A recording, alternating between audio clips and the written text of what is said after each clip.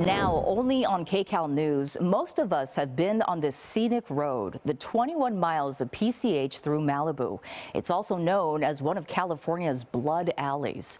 Tens of thousands of drivers use this stretch of PCH every day, and Malibu resident Michel Shane is one of them. Michel lost his 13-year-old daughter Emily along PCH. She was hit by an intoxicated and suicidal driver. Well, Michel's grief and anger led him on a path to make a documentary, and it took a decade to complete. Michel hopes the message from his movie will make people think of safety first out here and push Caltrans to do more to address traffic violence on PCH.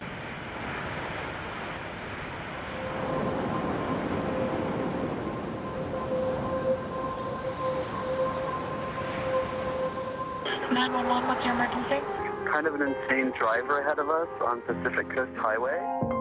Michel Shane saw the same driver that day. I kind of shook my head and went, wow, look at this maniac. On the same road. She's passing people in the emergency lane. On his way to pick up his daughter, Emily. Oh my gosh, it's hard to watch this. And I said, that's not going to end well for somebody. Never thinking that somebody was going to be me. The girl was walking along PCH near Heather Cliff in Malibu when out of nowhere a driver came barreling into Shane. She's dead. My life changed forever. Michel's journey of grief, pain, anger led him back to PCH and the numerous tales of tragedy and loss, not just his own, along that same road. Two cars collided head-on, sending one of them in the ocean below. There was a fiery crash and a man is killed. The deadly collision left 2 people dead and 2 others injured. Reading in the local paper and on the news and just on and on and on. And I said, this is nuts. Can't anyone do anything? I mean, maybe he could. If we can get people angry enough, maybe we can affect change. Michel is a Hollywood film producer. He spent the last decade making this documentary. 21 Miles in Malibu discusses the dangers, the frustrations with the state-run highway through the middle of a city that's also a tourist destination. It's not just my story. It's the story of the road. The Chumash Indians lived in what they called Malibu. The film begins with the history of PCH in Malibu. In 1929, it opened as the first public road through the area. In 1947, it was widened to a 4-lane highway.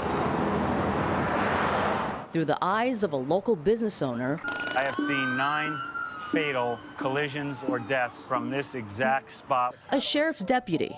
Look at this pedestrian crossing the street right here. See that? Through the camera lens of a local reporter. A fatal car versus pedestrian crash at Las Flores Canyon Road last night. The film tells some of the personal stories behind the statistics. Since 2015, there have been more than 700 traffic injuries and 20 deaths along this stretch of PCH.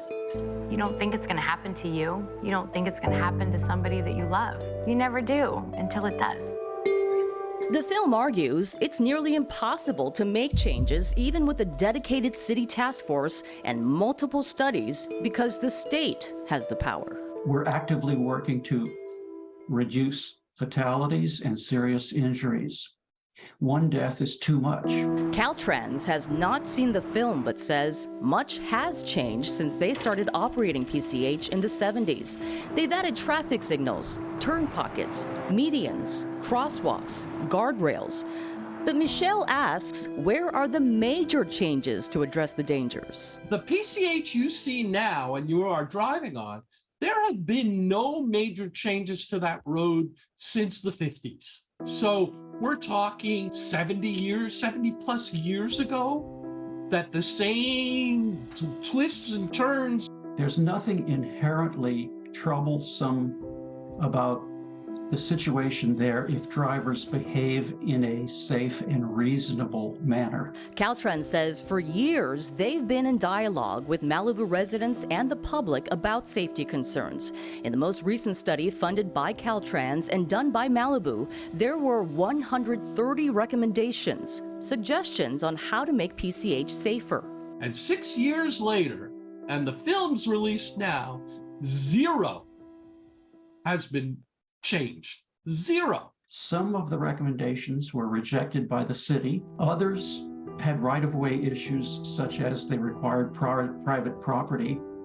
A number of them are right now being constructed. The film also talks about the amount of time it takes to go from recommendation to reality.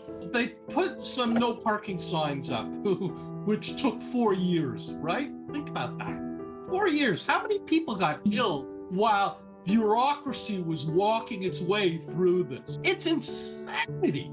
Caltrans says nothing is fast-tracked. It can take up to a year for the agency to investigate a single issue. There are many factors and multiple agencies involved in all of the reviews and approvals. Michel says his latest project has nothing to do with awards or acclaim. All these stories, all these people who are upset and have been affected by it, there hasn't been enough of a movement to create the change. But only about producing real change. There's parking, there's bicycling, there's walking. There's too much noise that you've got to remove the noise.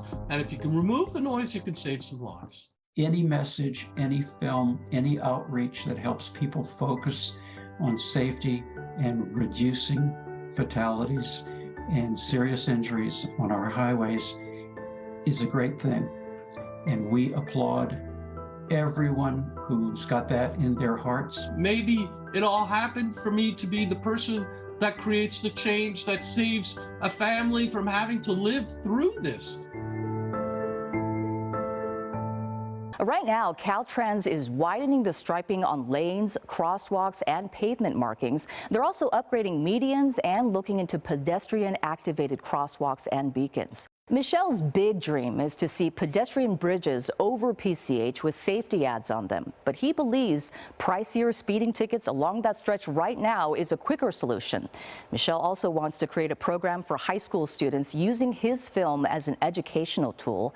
The film, by the way, has won Best Film at 3 film festivals already. Back to you.